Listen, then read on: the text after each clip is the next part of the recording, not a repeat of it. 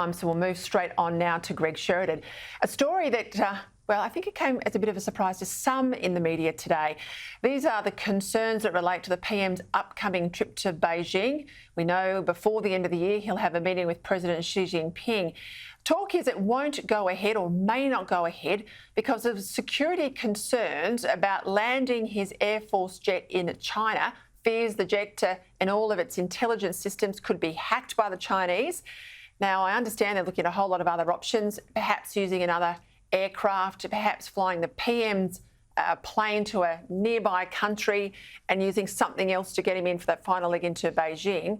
I think it's all very interesting. Joining me now, the wonderful foreign editor from The Australian, Greg Sheridan. We'll get into the stuff that's happening, I think, very importantly, Greg, out of the United States in the Congress. But I tell you what, this idea that this was a news story today, in the sense that why the sudden revelation that a PM's jet going to Beijing is a security risk on the ground. I think blind Freddie can see that. Plenty of previous prime ministers have faced similar risks. They can be dealt with. Why do you think this was made public today? Well, Peter, it's wonderful to be with you. I think just our brilliant Ben Packham just got a good story, but I think the deeper significance of it is that there's a whole lot of cheerleaders, like the president of the G8 group of universities for the China relationship at the moment, saying, yippee, everything's back to normal. We love communist China. We love the People's Republic of China. They're our best friends again. We want to cozy up and have the closest possible relationship we can.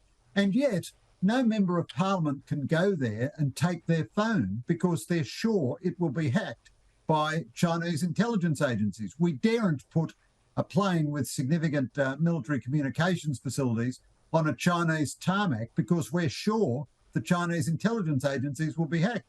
Remember when your old boss, Tony Abbott, got into all kinds of trouble because Kevin Rudd had authorised the bugging of the wife of the Indonesian president, as though this were, the crime against the Holy Spirit or something.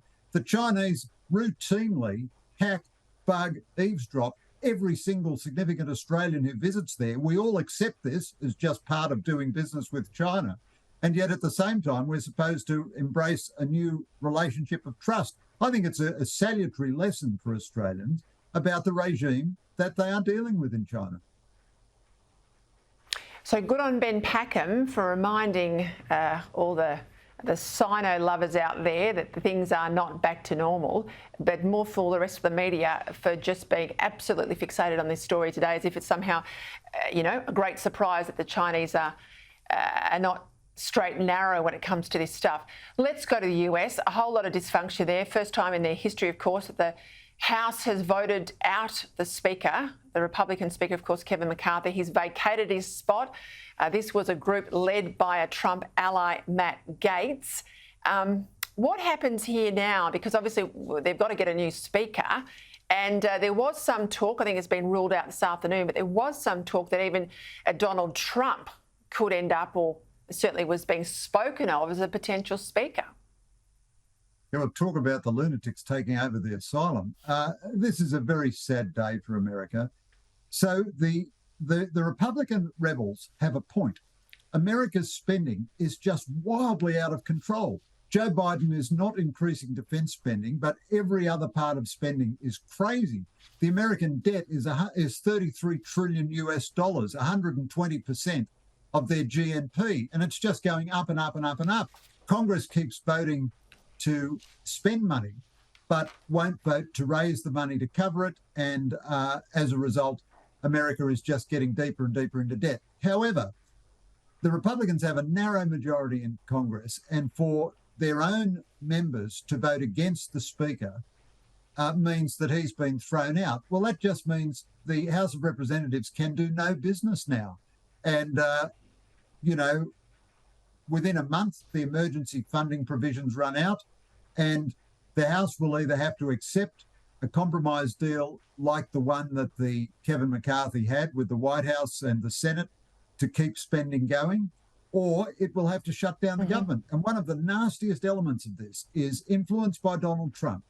The House Republicans, even in the deal that McCarthy negotiated, said no new spending for Ukraine. we'll keep the money going, but only in exchange for no new spending for Ukraine while this emergency provision is in place. Now, the bottom line of all this is that this is historic dysfunction at the heart of American government. And we've got a terrible Democratic Party and a pretty crook Republican Party.